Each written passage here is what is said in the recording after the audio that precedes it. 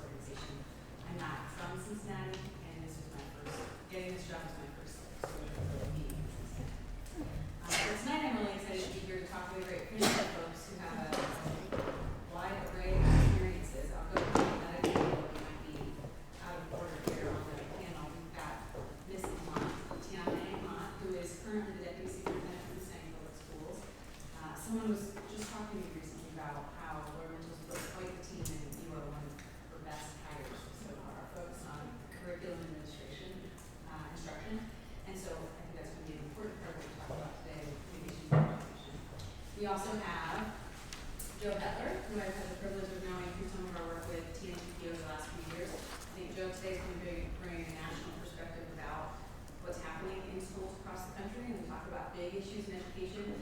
A lot of people in Cincinnati like to think that Cincinnati is really special, and we are, and we're not. So the big issues here are also big issues in other places. Joe Self, our teacher, has this one. So we have that background. We have Monica Posey, who spent a very long career at Cincinnati State, in almost every role, it seems. And she's leading this community college, the first female head of the institution, and as a part of the business community and through CPS for the whole trajectory of student life and achievement moving forward. And then we have Dr. Stitzline here from UC.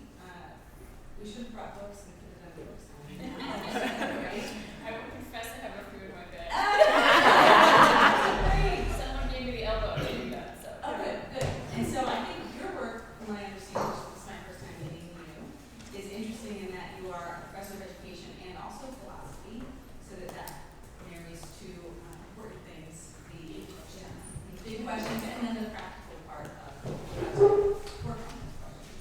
So we're going to have some pretty good discussion today. So one of the things I wanted to start off with is this quick question, because I don't know what you all think. If there are any, if you had to pick one or two big issues in education, particularly K-12, what would they be in a couple of words? And I'd like to see if there is any overlap between the four. Sure, I can start. It's really nice to be here. Nice to see everyone. The two issues that come to mind for me, one is the shifts that are happening in terms of being more rigorous standards and more rigorous instruction in the classroom. That's happening across the country, and that's something that I think is having implications across teachers, leaders, etc. And then talent pipelines. So having diverse pipelines of leaders and teachers continues to be a challenge, not just in Ohio, but nationally. Definitely concerned about, as we look at educational attainment, there's such a variation based on race that we still struggle with throughout the country, and even more so in Ohio. And the other would be the whole idea of individuals coming to college and how can we make sure that they're truly prepared. They graduate from high school, and then many times they come to college and they still need remediation.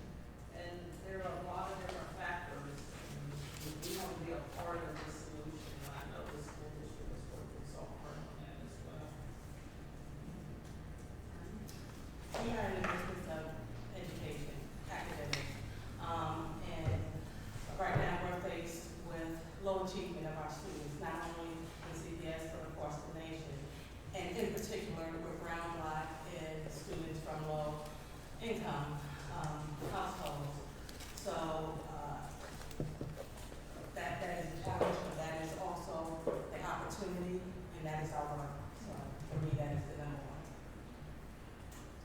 Can I add something else? I would say also, how we fund schools is, it's already been found unconstitutional in Ohio. And we're still doing the same practice, so. My top one would be decreasing public support for public education. So as school choice via vouchers and charter schools has grown, we don't just see a shift of money away from public schools, we see a shift of the public support and understanding of what public schools are meant to do as institutions for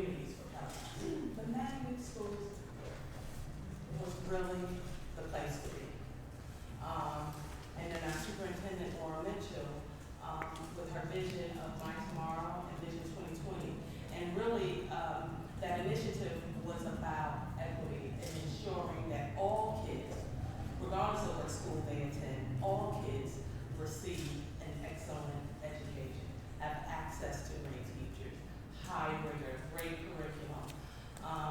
And we are in our third year of that, and we have seen some academic gains in our elementary school. And how we achieved that, it was through co-creation. It wasn't a top-down system that Roland just said, this is what you will do for your curriculum. The LSDMCs, the ILTs, I'm using those. I'm not sure people know them, but basically it's a board, a board that's made up of community members, teachers, parents, and administration deciding how, what environment they would create for kids. And it was really focused around the academics. So we have schools who have an entrepreneur focus. That's at Rothenberg and Westwood.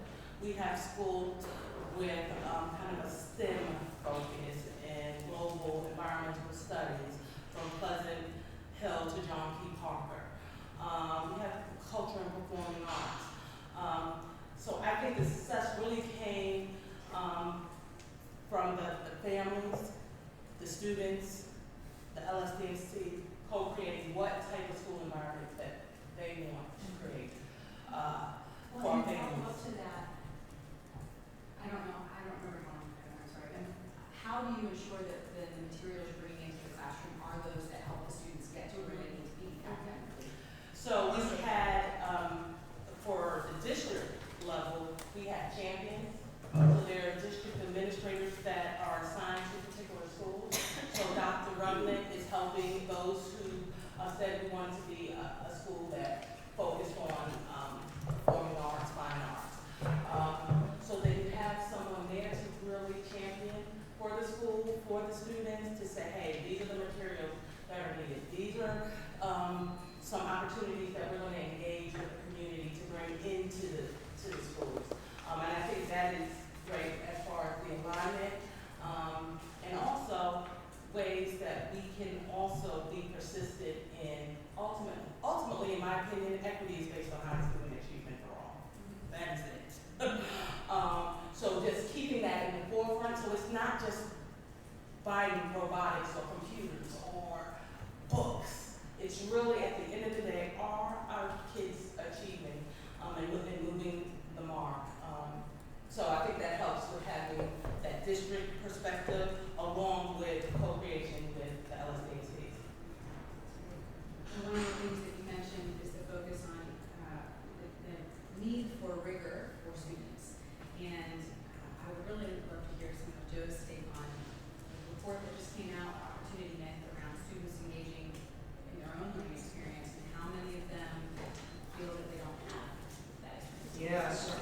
Yeah, I think it was maybe part of the pre-read, but the opportunity was a report that TNTP came out with on September 25th. And the idea of equity is it kind of goes throughout it. What we found was, first off, that when we looked at the materials and the assignments being put in front of students, most of the time they were not up to the grade level standards. And it was even more pronounced with students of color. Students of color were not getting the at-bats that white students were getting. And so we are making choices as an education system around who gets access to what. Part of it was the curriculum, part of it was the instruction. So we saw that instruction was not aligned with the more rigorous standards and more rigorous content. We found that what happened from that was student engagement started to tank. We put bracelets around kids in grades 3 through 12 and they get dinged every period of math and arts. And at that time they write down, is this content interesting? Is it relevant to your students' lives? We found that high school students, about 25% of the time, were engaged. And the other piece of this that's important is the expectations. We found that that teachers, when we surveyed them, did not have high expectations for all their students. And again, this was especially pronounced for students of color. And we know that this is an issue as well because we don't have as diverse a pipeline as we would like when it comes to teachers. Teachers of color typically have higher expectations for students of color. So going back to the question about the rigor, students are getting bored because what's being put in front of them is not interesting and they're not engaged in it. And so that is a huge leverage. You think about your role as school board members to think about what is being put in front of kids and how to make sure that all students get access to that. Dr. Posey, you already mentioned this too then, that students finish at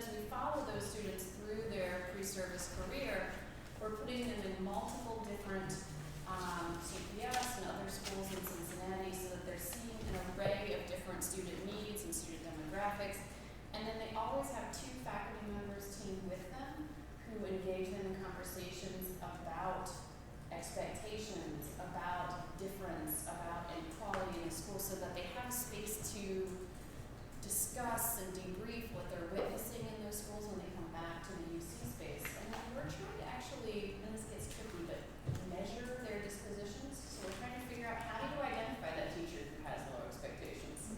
And then what do you do about it once you do? How do you have that difficult conversation? So we actually have these measurement tools to use both in our classes at UC, but also when we're observing those pre-service teachers out in their various CPS schools that are working across the city.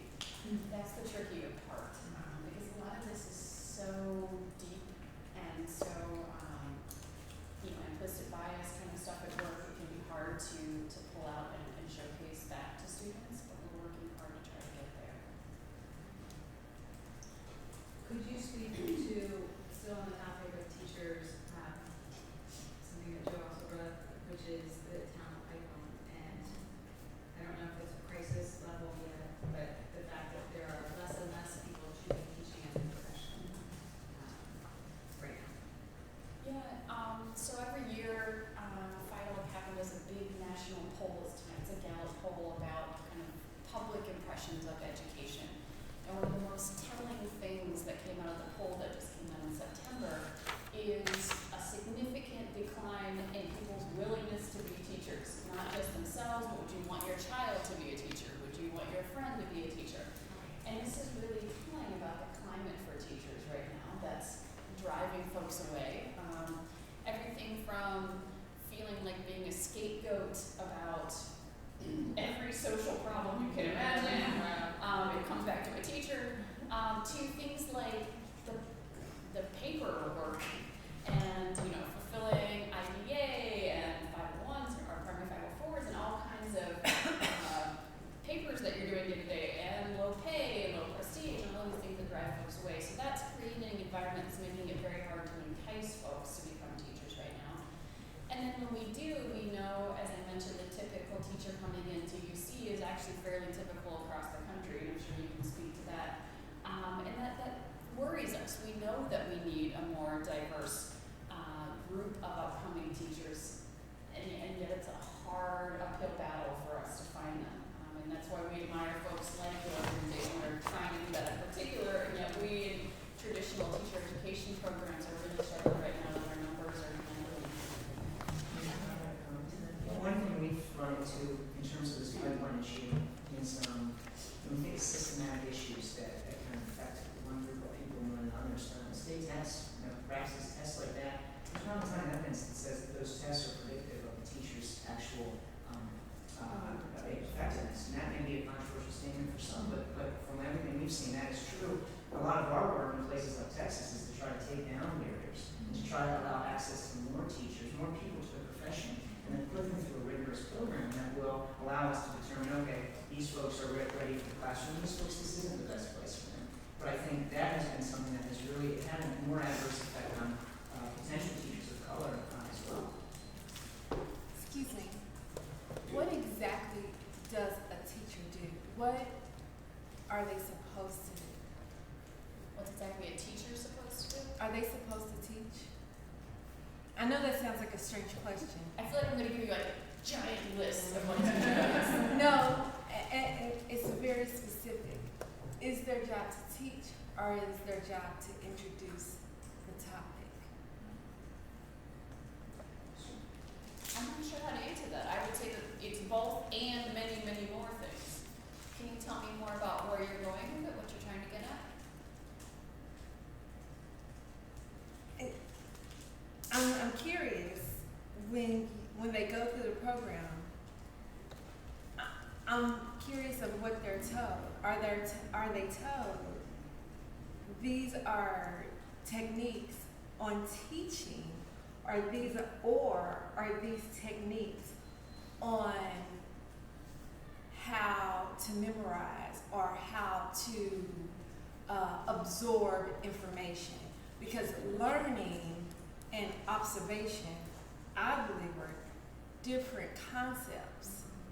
So are they instructed to teach like old school, or are they instructed on various techniques that seems to be changing over time? It's just simple, like, are they taught to teach, or are they taught something like different techniques? I wouldn't say that it's just about like techniques for like test performance, like memorization, things like that. We're certainly trying to teach a richer understanding of knowledge and proclivities that students develop a disposition to keep wanting to learn and to be able to explore and create and imagine. How do you know if they learn, if students learn? The students who are my pre-service teachers or the kids they're teaching?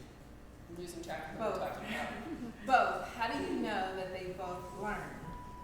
Like, how do you know that the teachers are learning, and then how do the teachers know that the students are learning? So if I'm working with a pre-service teacher, I'm going out into their field placement site and I'm watching them interact with the students and teach. And I'm seeing, are they able to demonstrate for me what they've learned back in our classroom in UC. So whether that's the techniques that you're getting at, but also are they able to excite children? Are they able to engage children? And when their wristband goes off, are only 25% of the kids in the room even following along with what's being said at the time? So I'm looking for that kind of evidence of them in the classroom watching them. As for their students, I think the teacher has a whole host of ways to know whether or not the students are learning that go far beyond just the test scores. And actually, that would be a great topic to pivot to, and one that I hadn't thought we should discuss, but an important one. How are we rating whether students are learning or not, and at what levels? And Tiana, maybe you could talk about what you're doing at CPS in order to demonstrate student progress. A couple of things that I wanted to add, especially at the high school level, when they were content driven, and I'm going to put on my principal's hat. When I'm looking for teachers, the first thing I'm looking at is someone who has a clear purpose and understanding and love kids. That is it. I don't need you to teach the content. I need you to teach kids. So that's the first thing. Secondly is the content piece of it. But being a teacher is hard. But it is the most rewarding job you can have. But if you're not clear with your purpose, then it's out the window. And we're going to I really like, I just had this conversation this week of how to get teachers into the pipeline, and I think Teach for America does a great job of pulling people at the heartstrings and making a difference. And they haven't passed the test, and they haven't gone to school for that, but they have a heart for kids. So I can teach you content, but I can't teach you that stuff for kids. So once you have that, then we go with the content, and then I'm going to bring it full circle as far as did the kids get the content? Did they learn what you intended to? I'm going to question, one, what it is you actually want them to learn. So you have to be clear on that. So a lot of the strategy, so I'm putting on the teacher hat now, lesson planning. And I tell, as a teacher, I always backwards design. So I look for, at the end of this lesson, I start at the end. What skills? What are you trying to accomplish? And then I build from there. So at the end of the lesson, I debrief and assess to see did they master that. And it's a variety of ways. It can be through observation, it can be paper and pen, it can be conversation. But I think the most important thing a teacher can do is getting planning, starting with the end in mind and building their lessons that way. The other thing that I would add would be, because we talked about a lot, I have to say this, we talked a lot about equity.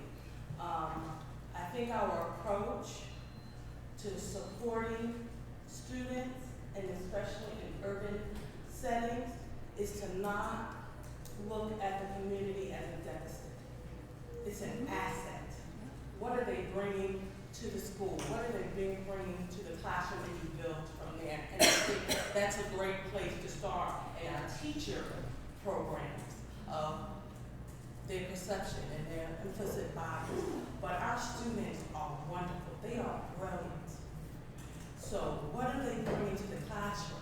And how can we build from there to ensure that they're going to be successful? I'm sorry, it's such an important point, and again, like one of the things we found in our report was that the expectations are different. And when we give students of color assignments at the grade level appropriate, they perform as well, just as well as white students. And so it's so important that we look at a strengths-based approach. In our work, we've evolved as an organization over the last 20 years. We did not engage community members in the communities to which we served very effectively in the first half of our time as an organization. I'm not proud to say that. But over the last half, the last 10 years, we have shifted on that because of what you're saying, the importance of that. And that strengths-based approach is something that I think as school board members, you are going to have to make sure to come back almost on a regular basis when you're engaging with your school and folks that are going to be working with your students. When I'm hearing about the fact that there's not a lot of people who want to go into teaching, but I'm also hearing about how, you know, there are these things that you need to have as a teacher. And so how do you reconcile that when there are people who maybe aren't, you know, I did after school, so any teacher that comes in and is like, these are my babies, I feel like I can trust them because, you know, like if you're taking ownership over your classroom and your kids, I can trust that. And like you said, the other things can come second. But what happens when you have people who are disconnected, who are here because they know that it's going to be a long-term job, you know, and they're not performing in that way? How do you do that when you don't have people to fill those spots if they're not there? Because, I mean, that's what I'm concerned about.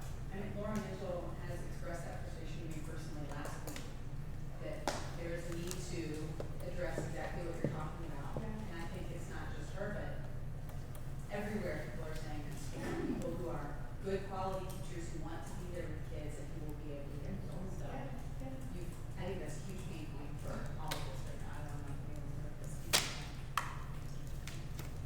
Ours is a little different. At Cincinnati State, our challenge is actually, we try to hire more faculty that have been in industry because we have all these technical programs and, that, you know, they're good at teaching, but then they have that technical knowledge and experience. And what we're seeing is in professional nursing and some of the high demand health professions, that there just aren't enough people that are interested or want to do that, either because they can make more money in industry, or they also feel probably what you still have in the K through 12, they feel that they're taking on so much that maybe they can't change enough, have enough impact. Actually, I just think though that what you do at Cincinnati State can be such a good bridge to some of these things because you offer degrees that would allow people to work, say, paraprofessionals at CPS who could be working on their associate's degree with you, and they could scaffold that up to a full-time teaching degree. And Right. And we do have some that will transfer to UC now. And I do wonder if back to your point that these are people who might be older and have families, whatever, and might have an ownership of children in the classroom. Yeah. I want to add on to the question that Jasmine just asked and ask specifically of you, Ms. Amat, if that's okay. You mentioned earlier, and we've all heard a lot about the focused neighborhood schools on entrepreneurship, STEM, et cetera, and then also the magnet program specific to Montessori. And I'm so curious because we're talking about teacher preparation and concerns, and then we're opening schools or switching focuses. So how are these teachers getting that specific training then? And how are those decisions being made to become STEM specific? If the teachers are already in place, do we then go back and train them and almost like backwards design in our training of the teachers? What are the credentials that are expected of those teachers? And how are we filling that gap if we already worry about getting the right teachers in the right seats? A couple of things. One, just locally, we have some teacher pipelines, so we are working specifically with UC in Miami. Miami has an urban teacher cohort, so their student teachers come specifically all the way from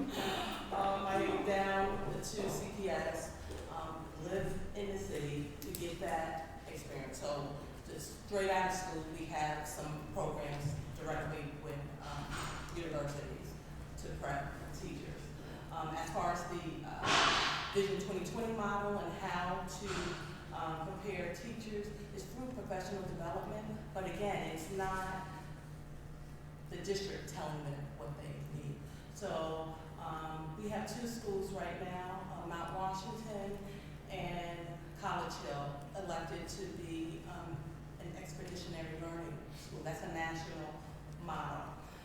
So we are supporting them by paying for professional development. They are going to these national conferences and coming back and implementing, and it's not a drive-by. They have a consultant that comes in and works with the teachers monthly. So you have something that's already that's a kind of a prepackaged program. Then you have a school like Royal Hill, who said we want to focus on STEM. They took the summer and wrote an entire curriculum to do this. The teachers, they co-created it. They decided that they wanted to do professional development on Google Classroom. So you have teachers who didn't even want to check their emails.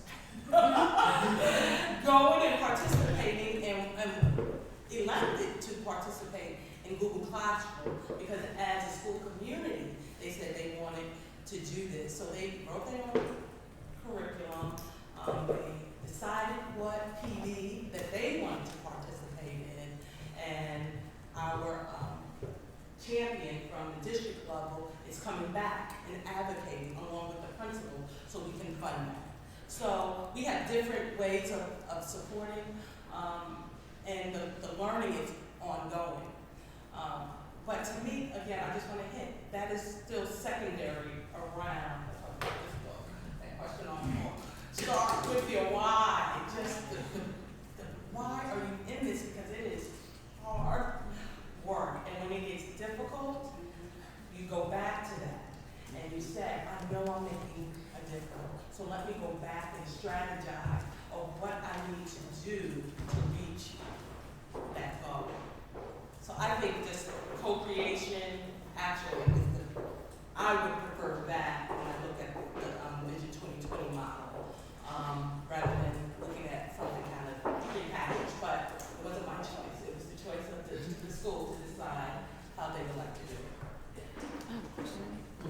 So we did a lot of career reading in that class, and one of the things that I took away was one, we've got the achievement gap, right? And the paper was very detailed on that. The other was basically the premise was the way to address that is one of the key ways to address that is integration, right? And within CPS, we have a serious problem with diversity in our schools, right? When I look at the data, there's maybe 10 schools that are representative of the population of our city. The rest of them are very polarized, right? I know back long ago when I was in school, I mean, we had busing, right? And we don't, and that stopped for some reason. How are we addressing that? Because the magnet program can deal with that, right?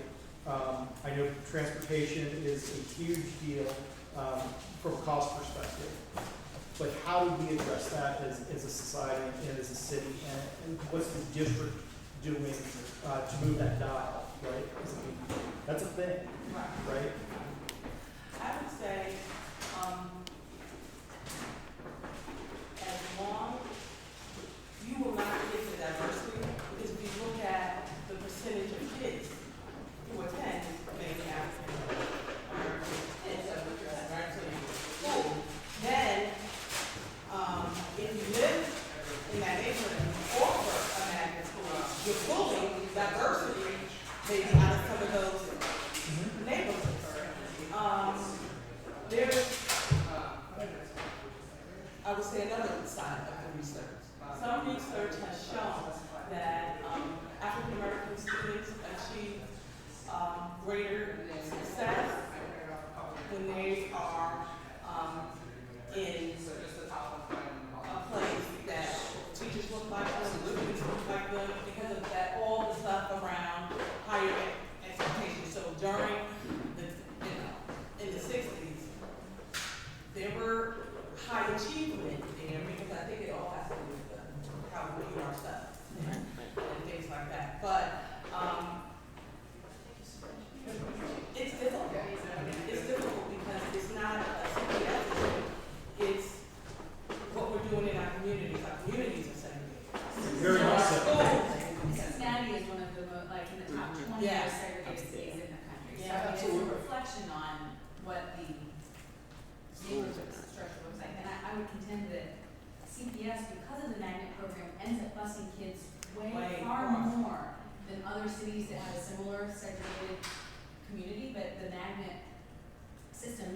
non-varsity more than some other places? Is it enough?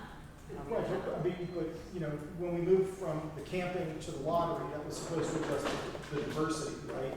And if I'm looking at the numbers, it clearly hasn't moved the dial quite enough, right? We Can I are, share this with you? Sure. As a principal of Hyde Park, we were a magnet for gifted. yeah, I made personal phone calls specifically to African American families. They didn't want to leave their community. And it shouldn't have to be their community. Sure. If they want a high quality space for their kids, it's very difficult. I have kids on the bus for 3 hours. They come up from the west side all the way to Hyde Park. They go an hour and a half there, an hour and a half back. So what I think the strength of CPS is choice. So you have that magnet option. I think our superintendent is really challenging all of us to say all of our schools will have great quality education.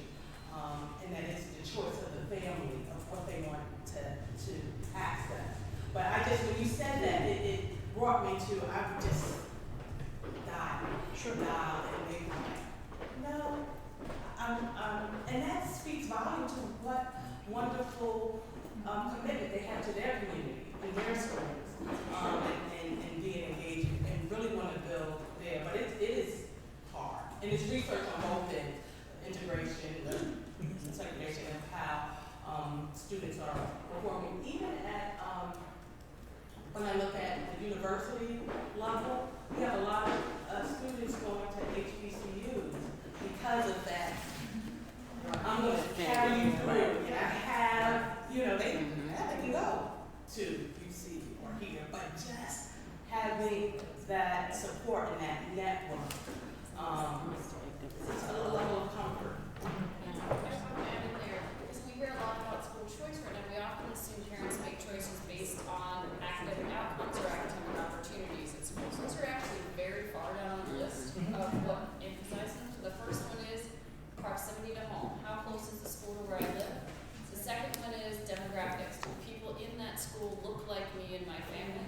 And the third is, does the school feel like the school that I attended? So this is the parent.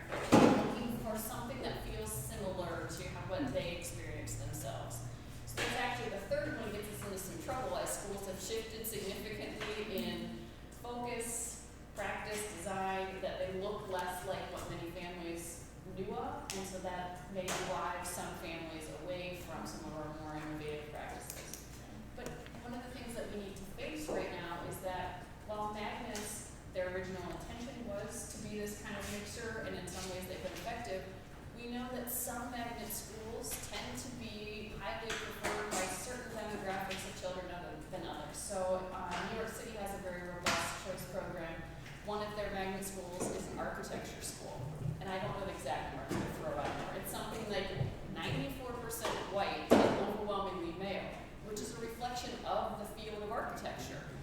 But when you put that forward as a choice, you end up magnifying segregation because of proclivities of people for a host of reasons. So maybe as a district, we need to ask ourselves, just today there was a study that came out about why do more white families choose Montessori education than others. Maybe we need to ask ourselves about some of the choices we're presenting as magnets in our city and whether they may be working against our goals for desegregation. Well, I actually have, I have so many more questions since I started raising my hand, but one, And we will have time over dinner too. one thing that I think is also important and significant is the issue of race. A lot of parents that are African American are fearful that if they send their son or daughter across town and something does happen, because we have a huge race issue in Cincinnati, then not only is my son or daughter ridden the bus for an hour and a half, I have to take 2 or 3 buses to get over there to get them if there's something. So I guess that goes into your feeling, the parents' feelings. But I do think that academics is significant for parents. I do think that they are looking at, well, they will probably get a better education in their mind at Hyde Park or Kilgore, but how do I get them over there? The challenge is transportation. But one question that I wanted to go back to when we were talking about teacher education programs is that they're, the demographic of entrance into the UC, the Miamis, is the white female from a suburban environment. And some of the research that I had found was that African Americans tend to not choose education in the beginning, but then they decide, hey, you know, I want to go back and I want to teach. I think that this is a calling. I did that. What supports do we have to go beyond the Miami and the UCs?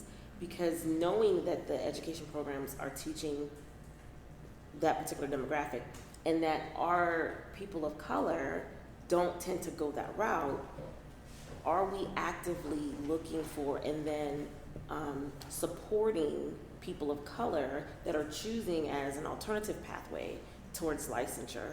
Are we supporting them adequately? Because I'm going to tell you, when I taught at Withrow, I was like, whoa. And I thought I knew. There's a huge disparity between theory and application. It's like, okay, they told me in the book to do this, but this doesn't make any sense. And it was that experiential learning. It was that talking to another teacher that helped me get through that really did help. And then the last thing that ties into that, are you asking the students that the teachers are teaching what they think about that particular student? Because I know several student teachers that are not the best fit, but when you come to observe them at the school, they look like the best thing.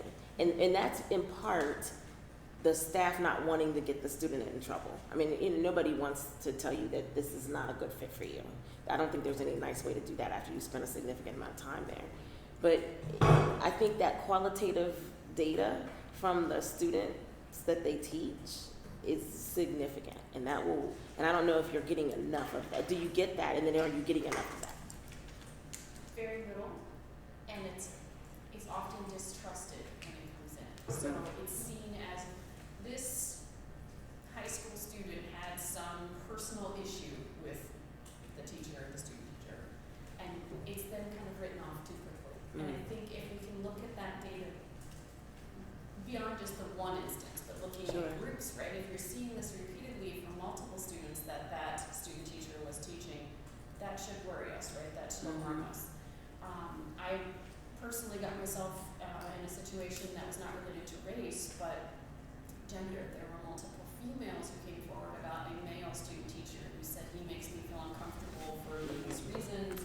I've seen him with this kind of material. He's had his hands down his pants, like a whole host of things.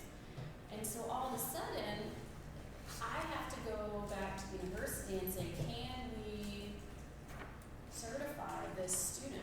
Because that kind of data actually doesn't stand up very much anymore. Because if it's just a student saying, I witnessed this, unfortunately, it doesn't have the say-so that it should have. And so I ultimately, as his faculty advisor, would not sign off on his certification, and he had to make a special appeal to the state. He did get certified. I made a personal effort to contact all of the schools hiring in his field to say, if you should receive an application from this student, these are what his own students expressed to me, because I couldn't let in good conscience that man be in a classroom. Thankfully, he's now working for a textbook construction company, writing textbooks, and that might be a good space for him. I'm okay with that. But that issue of sexual issues, you know, certainly could reflect race and other types of discrimination and concern in the classroom. And we need to have much better ways to get that feedback from students and from other teachers in the school who are witnessing things as well. If I can just add, as far as outside of universities, because I'm sure that CPS is looking at, I just had a conversation with TFA to say, I need 30 people. Whoa, 30, yes, math, and more math. 30 people. And these are people who didn't go into teaching. So and they work with these professionals who love kids to get them certified. Then there's a group called Profound Gentlemen, and it's specifically recruiting African American males. And then in Philly, there's the Fellowship, and they are looking at African American professionals looking at social justice. So I just shared those three. Well, we already had TFA. I just said we need to put more money in the budget because they do professional development and everything and have this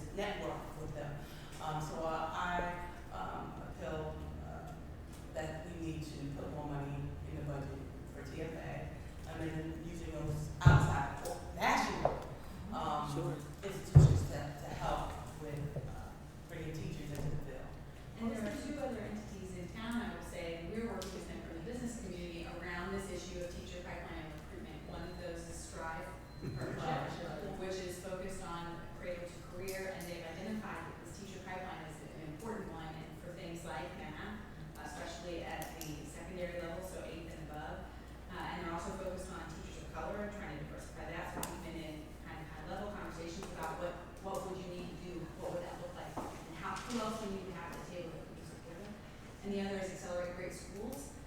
Part of its function is it's a funding entity that's been established to innovate with school choice, but also in teacher pipeline and administrator pipeline to try to get the diverse and qualified teacher talent that would help move the needle for students. So we have some resources locally that should be able to infuse some more resources and help and try to solve this problem before it becomes larger. I know there was some other questions. What was the name of those other two institutions that you talked about? Profound Gentlemen. Okay, and what was the And second? the fellowship, that one is in Philly.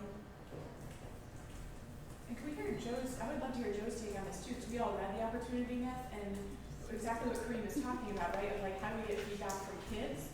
It seems like this is the first study I read that kind of cracked that nut of how do we get feedback from kids, and then like the whole study was feedback from kids. It wasn't even like, I don't even care what the adults are saying, right? And so I'd love to hear more about that too. Yeah, I mean, you know, we do these reports like every couple of years. We've done one called the Witch Effect, which is how we kind of all look at teachers the same, differentiate. We did one called the Mirage, which was about PD. Did one called the Irreplaceables, which was about teacher retention. None of those focused on the actual students.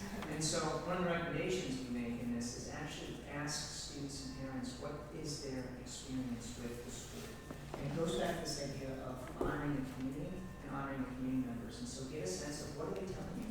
You don't have to have a really fancy survey or anything like that. You can just ask, collect that information, and hear what trends you're getting. I think that's a really important thing that we overlook. We're guilty of this too. We do all these other things with the adults, but we forget about kids. So I appreciate you. We have about 10 more minutes, and there are a couple things that I wanted to get the panel's take on before we leave. So, but in that framework for it. Maybe I'll ask what you were gonna go to and we both at once. Oh, sure. I don't want to take a lot. And you will have another 30 to 40 minutes in small groups to ask questions that are percolating in your heads too. So one of the things that we've been reading is about systems, and that systems deliver what they're designed to deliver. And, you know, I understand and work closely with these department by neighborhood schools. I know how complex this is. And we've got a room of people that are exactly what we want to have in education, what you just described. Love the kids, really care, know the content. So, it's somehow it seems like in this room there is the intellectual capital to figure out what systemic change is it that we need that would really accelerate performance of our students from the underachievement that is happening now to where our students deserve to be, our brilliant students. What would you advise us? Maybe some of us are going to be in the school board in a couple of years. That would be great along with the folks that are already there. So how can we help? What should we do? This may not be a popular answer for school board people. Potentials. You may have my boss. These are the best kind. But truly, a lot of times we are tasked, and I'm saying we, like the people at the school, of taking care of tasks. And it's not strategic. And the tasks are given by board members. I don't know how else to say it. Because they are elected officials. They are accountable to the communities they serve. So they come in based on the people. So everyone is like, at the superintendent, at teachers, and so there's no time to be strategic if you're just doing these isolated tasks. So for me, just a little advice is to be a part of the process and not just the superintendent and the board. You have getting kids involved, getting teachers involved. Everyone needs to come to the table and be strategic. There's lots of research on what works in education. And we know our kids are coming to school behind.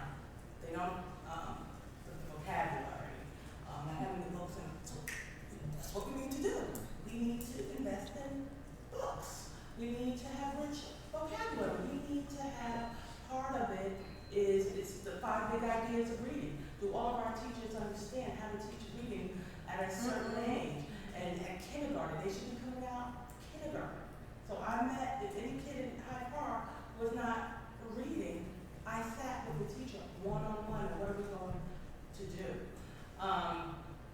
So we know what to do, but I think just different initiatives, you lose your focus. And sadly, the people who are there are the teachers. Those are the steady. It's the teachers. The principal is in and out, superintendent's in and out, board members are in and out.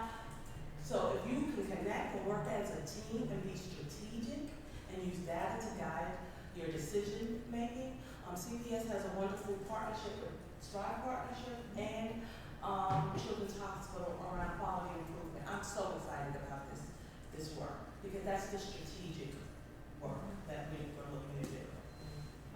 Can I add to that, because I report to a 9-person board, and I would say, if you have experts, you have your experts, your assistant, the deputy superintendent, your superintendent, and then they have the passion and the care and concern, then the board just needs to support them. If you have different agendas or this pet project and that pet project, you're taking up energy away. To me, the CPS is just like Cincinnati State. We have to work on the fact that we have a mission, but we're a business. And I always feel that I need board members who are going to support the business side because I have the expertise around the mission. So that's my way of I don't think it's like a slightly different spin on answering that. I would encourage each of you as board members to possibly lead with the same question that I use when I'm teaching K-12 students, when I'm teaching college, and we spend a lot of time at the State House working on policy, so when I'm meeting with our state representatives, I'm saying to them, lead with this. Is the decision you're about to make providing or increasing educational opportunity? Whether you're talking about Starkville Stadium or a new curriculum that you're going to place in the school, is this increasing or providing educational opportunity? That is always the first question. And I think when you use that to guide your strategies, you're going to find a consistency in your strategies. Simone's been waiting for a long time. Yeah, I've been itching because I think I was triggered by some of the readings that we had to do in that. There seemed to be this sort of deficit model of like poor schools or schools where kids of color are going. And that the answer that integration or desegregation provides is that by simply putting black kids in a white school, that's going to improve the quality of their education without considering how kids internalize that messaging around getting a better education means going to a school that's white, which is highly problematic for me. I'm on the LSDMC for a school in Northside. I'm with Chase. And I just saw the state report cards. Problem with the state report cards, I don't like them. But the other school that's just a few blocks away has the same exact report card that Chase has. In a neighborhood that's probably 60-40, pretty integrated, but I think Parker Woods is what, 60% white, maybe more. Chase is 90% black. I think the elephant in the room that we're not talking about is that people are choosing, the Montessori thing that people brought up, to send their kids to a school often based on like what the racial makeup of the school is. And not because my kid does better in a traditional public school versus a Montessori school. And until like that's the variable that we can't strategize around. I mean, it's like implicit bias and racism.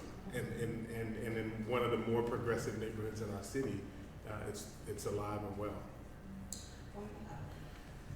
So one of our highest achieving neighborhood schools is Evanston. It's black. Yep. It has a B. There are not many white folks coming around and say, I'm going to go to that school. It's high achieving. Don't hear about it on the news either. That's not happening. Some of them is performing better than some of our magnets. It's doing great things.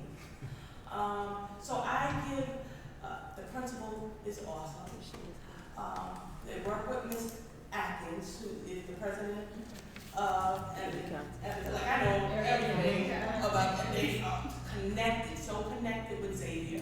that's in the community. Like, that is a great model of getting everybody engaged, getting everybody involved.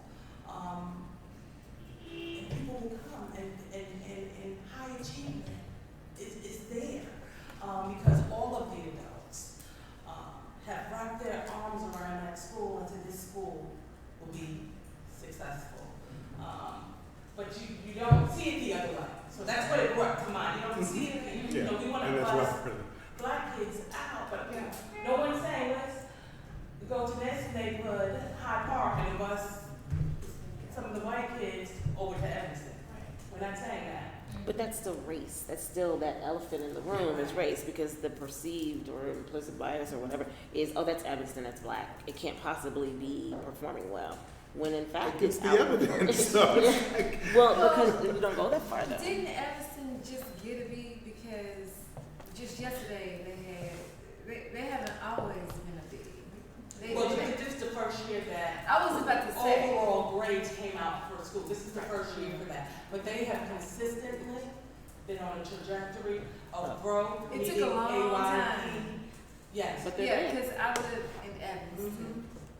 It took a long time because it took a long time. I think that is the broader point of impact of the work of the school board school or any of us in our It's not day overnight. job. Right, it's not overnight. That's right. And in fact, making those kind of changes is very much a long game. And Yes. trying to spend time with short wins. What can we do in the short term that can give us wins for our children? And then what do we need to, what are the conditions we need to set up now so that in 5 or 10 years then things continue to improve? And I would say they are a family now. looks really strong. Some of these Vision 2020 schools, over the years, you can see, and Lisa and I talked about this not long ago, a school might, and I'm not gonna remember the school or maybe the percentages, it's only performing out 38%, meaning it's 38% are meeting goals. That's bad, right? But 2 years ago, if it was 13%, well, 13% to 38%. That's true. That's Huge. Now, are we done? No. The answer is no, we're not done. We still have work to do. And how do you temper that? You know, you have to have the stamina to be able to continue to make interventions and also keep your eye on something that you might not see for a long time. So we're going to wrap up in a minute and go to dinner. Is it a short question or? I don't know, any short question. Let's do it over dinner. Okay. One of the things I wanted to ask everyone, but I think you could do this over dinner as well, but I asked each of the panelists to share with us readings or sources where they go for information about these big issues in education or other topics that they would like. I don't know if we can do that quickly, if there's anything to share, but that's certainly something I think I personally would like to hear as we meet in small groups.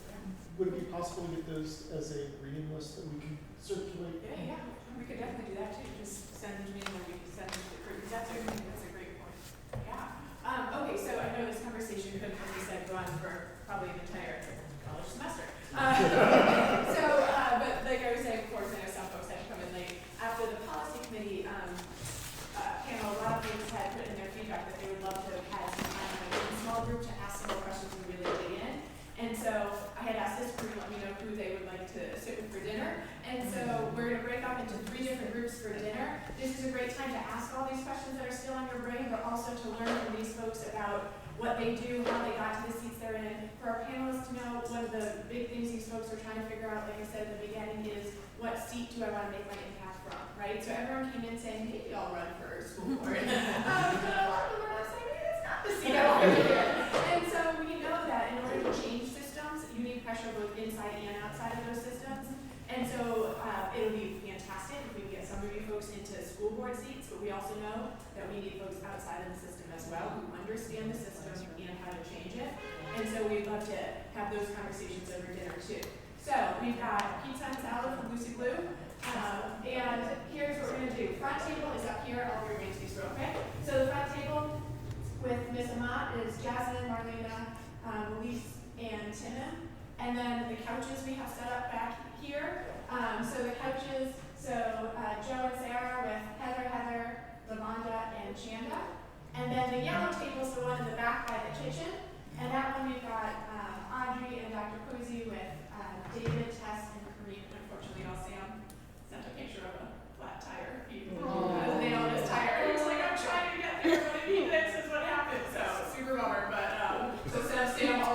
of mojo of getting that fixed. So that would be at the yellow table. So everyone can kind of go get our pizza is back here. There's drinks. So there's soda, water, drinks, salads, lots of Halloween candy. Take it all and go ahead and settle for your evening party. Miss Couch, this is a disgrace. You still have no Halloween candy. I'm gone, boy. It worked with like Jack Skellington or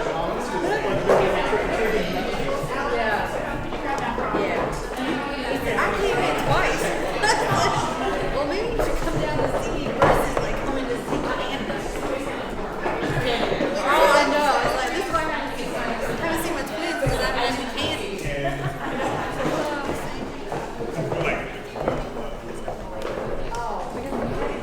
my school, they give me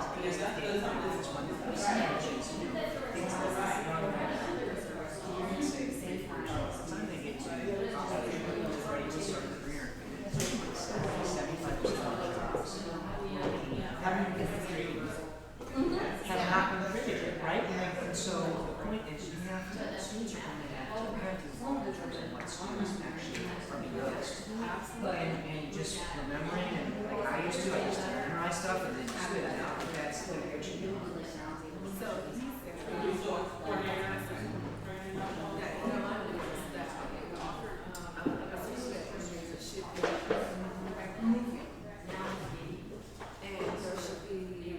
There shouldn't even be too many gaps. It should be a option. And there should be moving, and part of the classroom should be outside, and there should be sunshine. And it should be, and the key word here was interact. The teacher should not be, it should be interact, it should be, back and forth. And, I mean, this is my son answering, doing an essay and answers for, school interests. And so, the school he's at, I asked the counselor, I asked her teachers, oh, how's he doing? Oh, he's doing fine. He's doing just fine. And we just told him,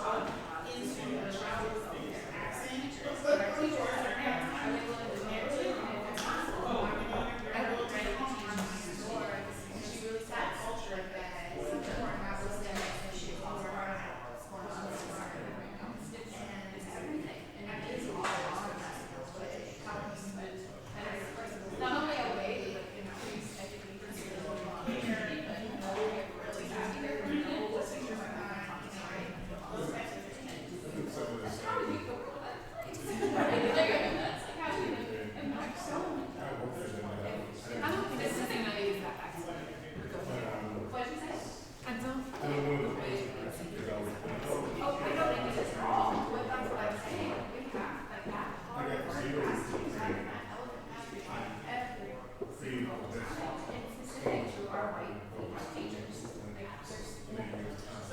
So what are you doing?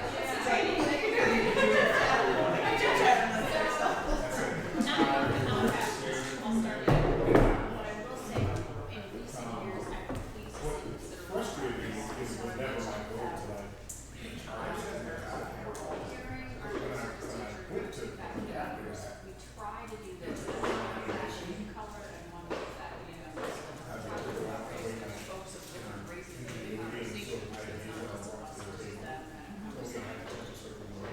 We're trying to integrate across every course. I think that in this charter of so often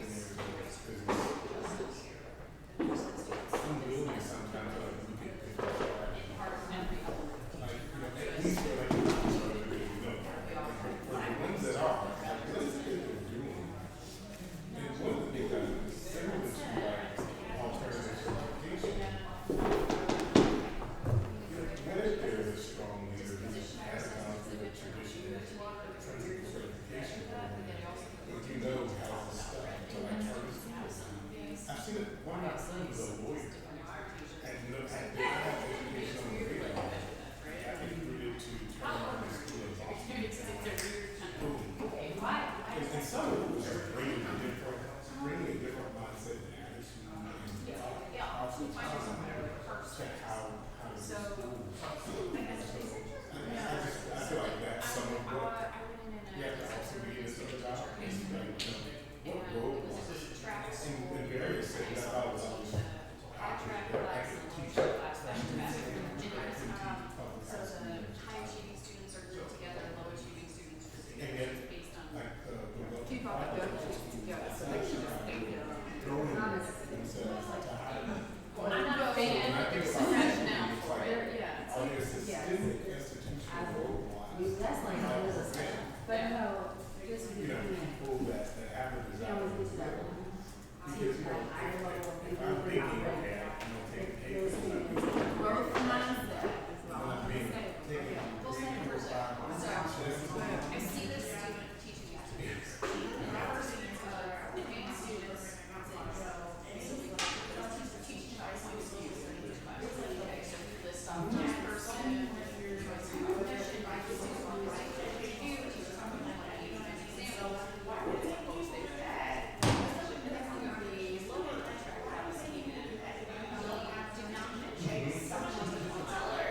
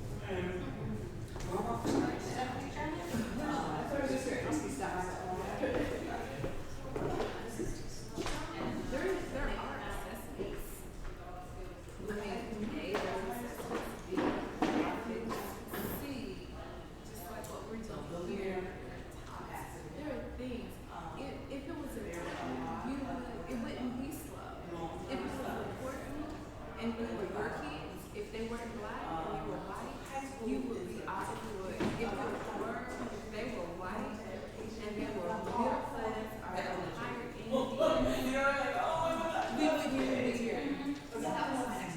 We would be, this would be, you know,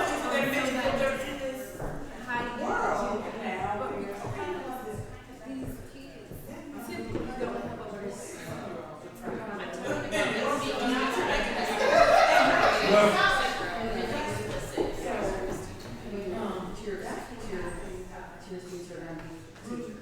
Because when you look at corporate America is basically the same thing. If you think about it, they have to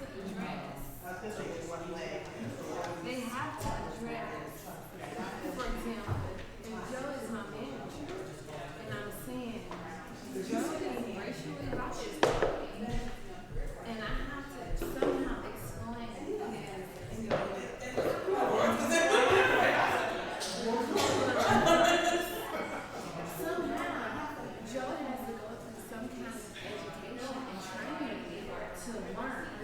Whether he gets it or not, he gotta go through it, right? He got a routine.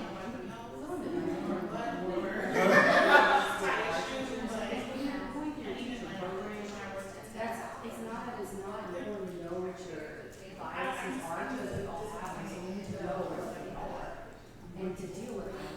But when you're going through the 4 years, you have to need to know the content, you need to know your But that's what it's important to me. Like, if that's not asked before, then that content doesn't matter. Yeah. It's not that you're losing that as your core, but if you don't learn those things, then you can't be, you still can't be a teacher. Like, you still have to be able to teach. That's, I You mean, can when learn you're- how to teach on YouTube. No, you can't. Yes, you can. So, businesses can fail. No, but I think like one thing, so when we also train teachers, we do it as like a TFA model, so in the summer, we get a lot of practice to get feedback. numbers, and numbers can be Really bad, but it's not like that data, session we push had. them on, especially You with teachers, have to look and I will just speak for myself. underneath, You know, like, behind the you know, numbers, I was working because with a lot of privilege. there's, of well, I things. think we had that There's a conversation, lot of but there's privilege. like a And I story. check myself constantly. Why are you I seeing this consider 38%? Why isn't it? Progress in that, because it isn't to your point. It's not just Me, in a way that's straightforward, oh, 38%, someone wow, else in the past, with a lot of confidence you in gotta that. look, you need businesses feel like that. And so we have those conversations, we have those I raise these conversations, and so it's not even this. I mean, I really, It's not I about just. haven't really with the whole We have to get off like, because there's so much out there. it's a lot of places where we have to actually, you can't just. That's right. So we have those conversations, and, one, we actually cut out 20% roughly of our cohort every summer, because we're actually not really certified. I just wanted to And there's some more racial issues here that like, you're not able to achieve, certain students, you're not able to compete. There's no perfect science. I think it's difficult, but I think having high bars is important. It's back to the, one of the women over there that, quantity is quality. That's tough. I don't have solutions for that. I don't struggle with that. A lot of places just want to form body. You actually have to have a person. So it's a little bit of an answer, but I think this idea, we have to call out racial bias that's happening. And especially if we push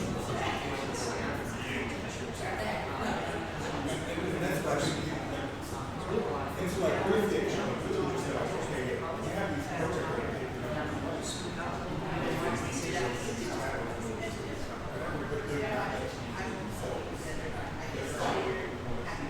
For us, so like, literally, I have to accept like,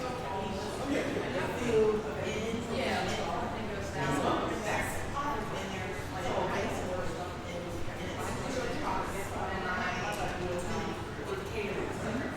It didn't create earlier, so, and there's a, and it doesn't make sense, it's all that shit that you're higher than who's like, it's all that stuff.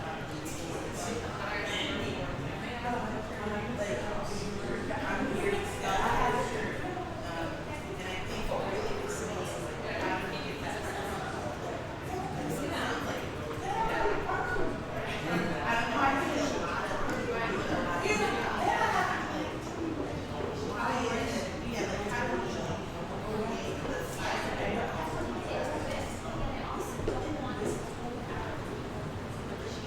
that's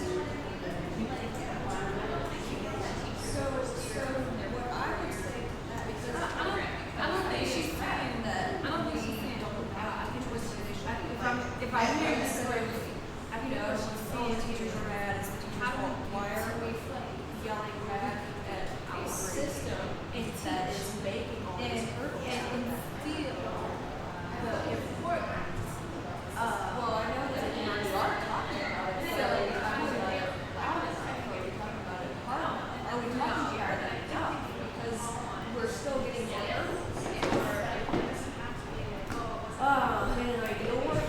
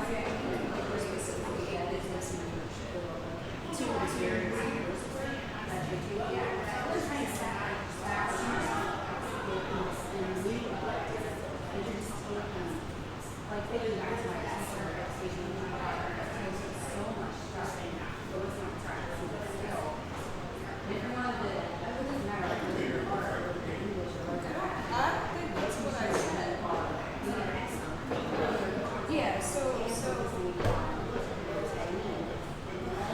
take that. So what I was trying to get at is, you know, for academic issues and that teachers are really not that's really a very specific session.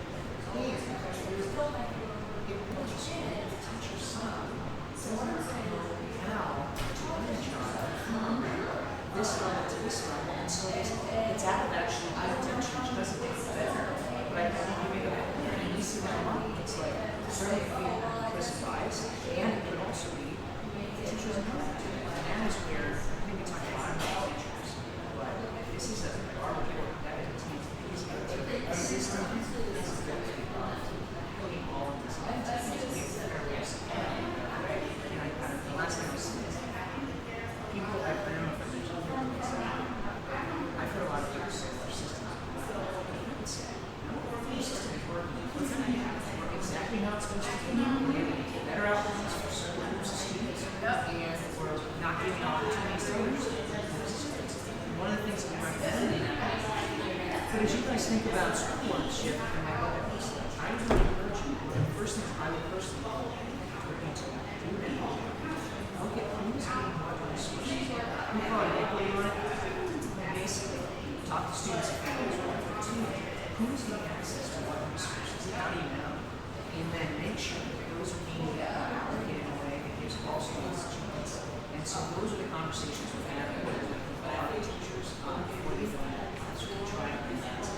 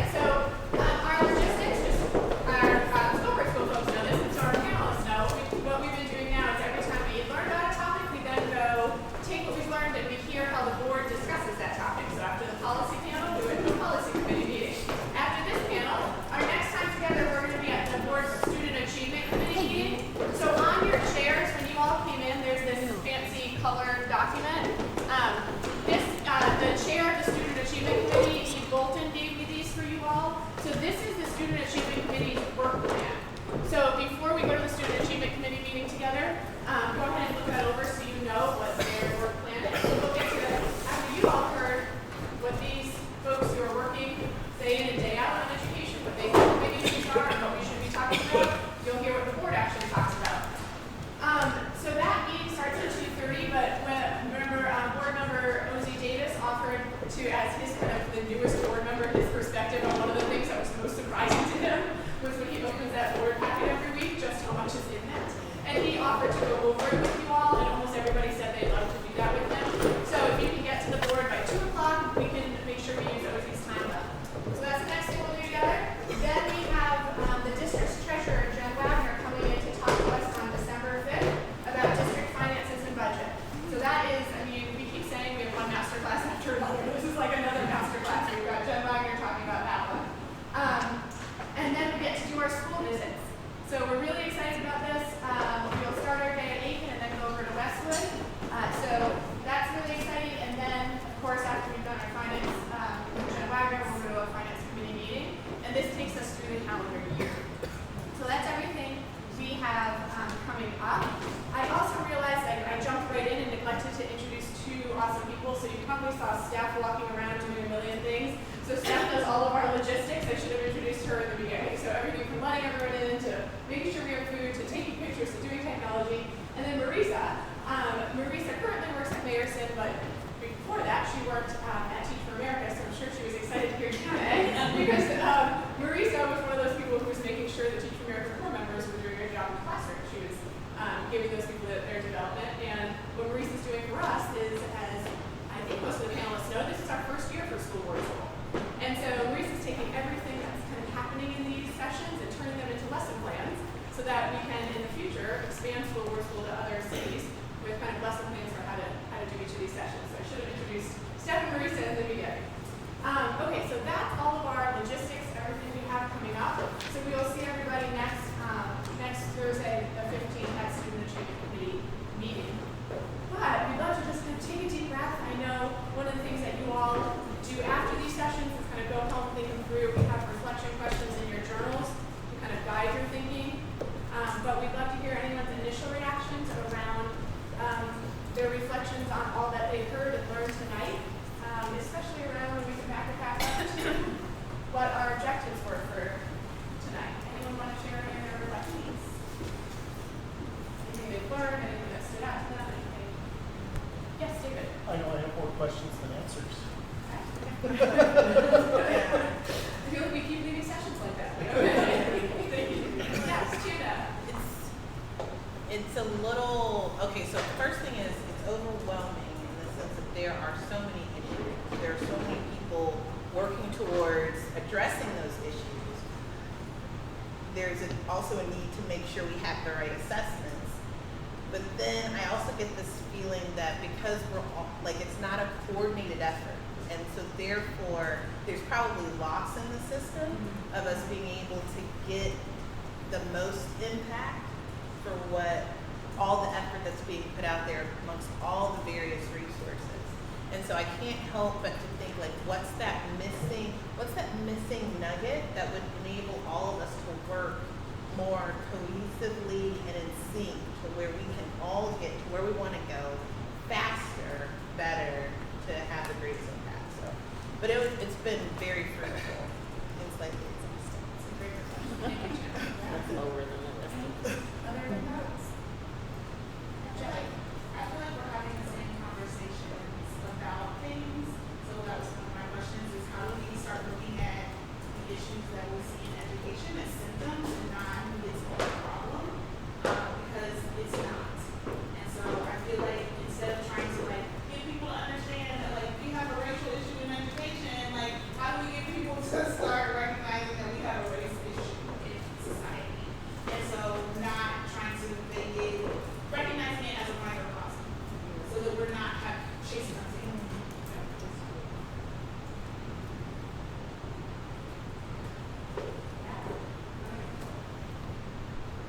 I still go back to our first session when we talked about how people on the school board don't have to know the first damn thing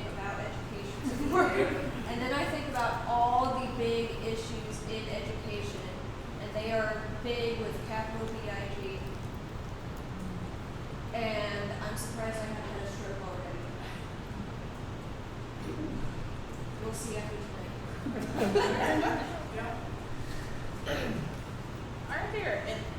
Are there forums like this where you have administration, people outside of outside of the system, from like TNTP, then from like UC, from Cincinnati? Are there forums like this where it literally is like a think tank, a conversation? Like, is this happening in LS?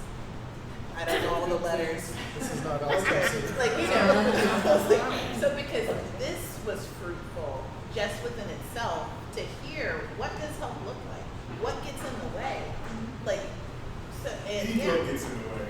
well, you know, Like, everybody has their particular, magic wand for what changes it. And I think you could have this collaborative think tank idea, but it would require a lot of humility that I don't feel currently exists from people not to be the one that takes credit for like, I did this. And like people that are just genuinely interested. I want to see the kids get a better education. Yep.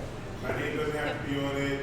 How do we work together to make that happen? I think when we start seeing more of that, I think we'll get there. But I think some of those efforts, as I see, what's been exciting to me, and this was just sort of, I fell into LSDMC was I'm so energized and excited about it because you see the fruits of the work and the proximity to the families and kids.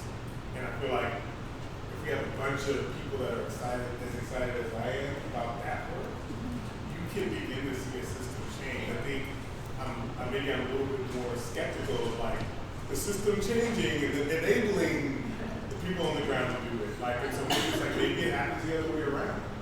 And just the pressure from the people on the ground, like really being passionate about having better schools, informs the system.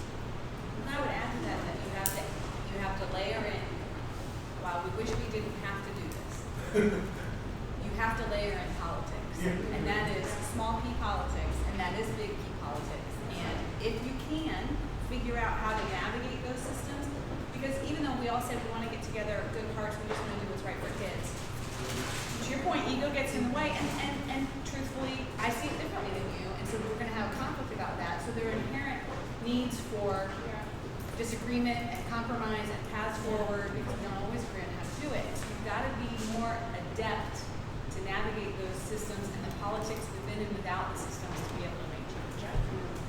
And I will say to the ego thing, in order to get out and run for office, you have to have a certain amount of ego. You're not going to find somebody that's like completely and totally humble with no ego running. I mean, that's just true. I'm taking us back to the policy panel, like Senator Kearney said these words, right? Like Senator Kearney, he got so much done during his term because he was saying what you all are saying, that he never cared if his name was attached to anything.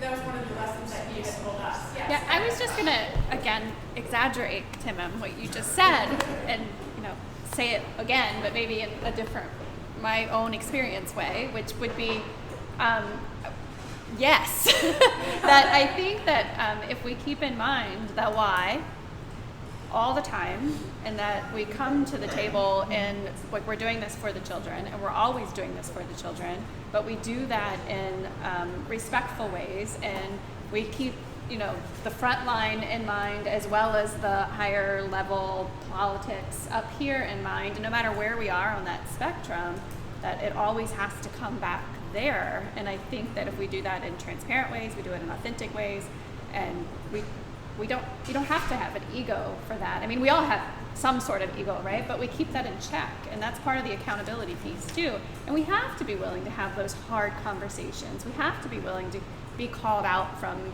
colleagues and think like, oh wow, I might need to go and think about that one for a minute, or like that's the only way work's gonna get done. I mean, if we were all like on the same page and had the exact same ideas, like first of all, how boring would that be? And second of all, like there's no real movement if we're not having those really hard conversations. So I don't know. I think like this, like if anything, to this point with School Board School, that I think I was the one last time who said I have no idea what my vision statement is anymore, because I'm just like, whoa.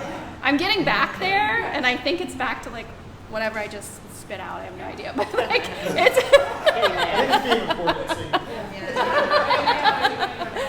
I was just gonna say, I mean, part of that conversation coming together and trying to solve it happens with Strive.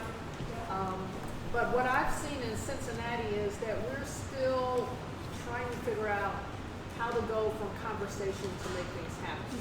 So the original Strive, I mean, there was like 30 people at the table, high level, this, that. And then after a couple of years, we realized it was a lot of power and conversation, but then the implementation was weak. So now Strive is trying a slightly different model with these focus committees, trying to get something done. Actually, it's made some great progress with CPS. But then if you look at the Child Poverty Collaborative in Cincinnati, which has been going on for 3 years, and meetings and this and that, and still people question, what have you done? So that, to me, that's the weakness in Cincinnati that we need folks like you to help us move forward, is how do we go from the conversation to the real work of solving the problems? Yeah.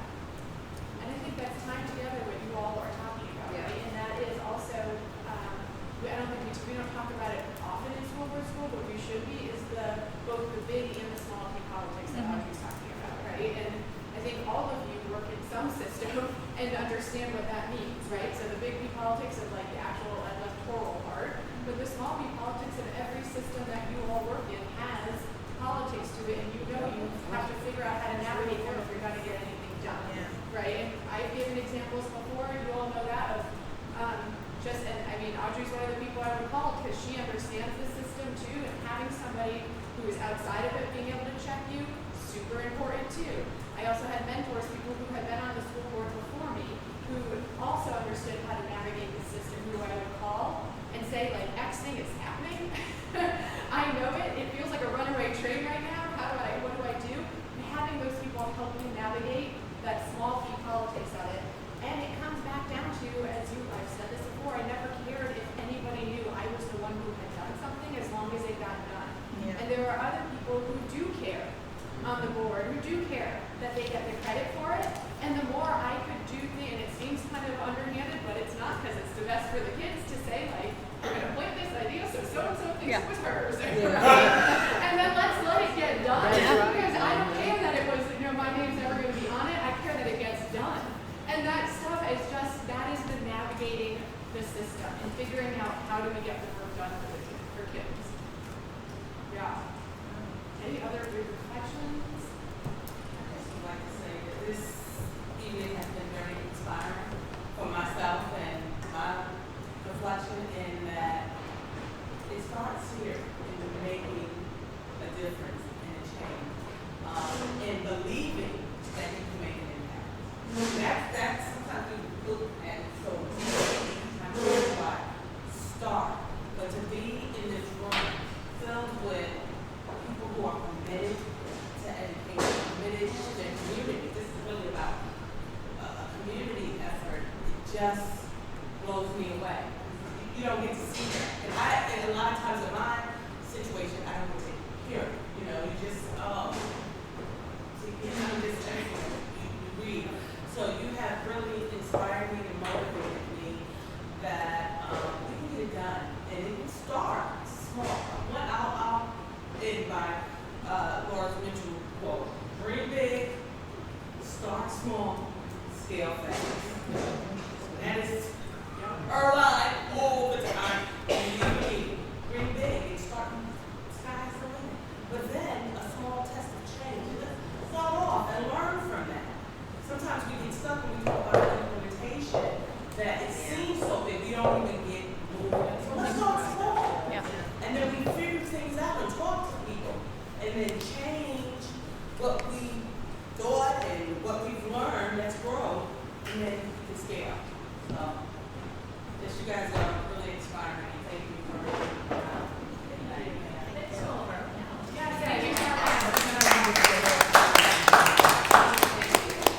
All right, so there's some of us a long night of poll watching. the question is whether it's sold for drinking or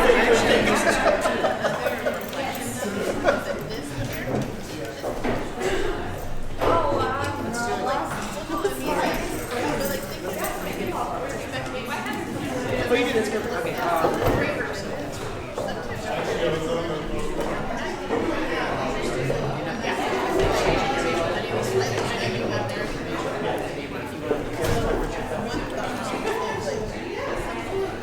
No, I grew up in Canton. I actually.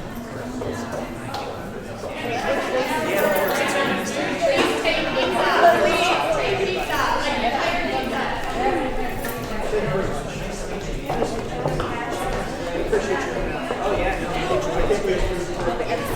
Yeah.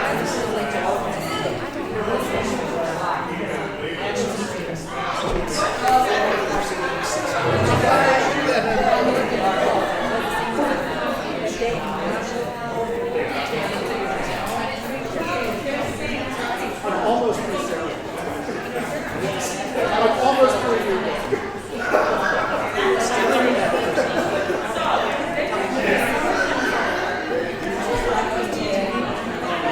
It's one of those, sometimes it's a little heavy for what I'm in the mood for.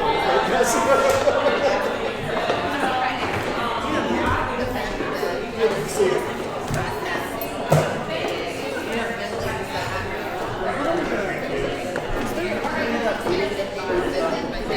Sarah, or with us to talk about Sarah?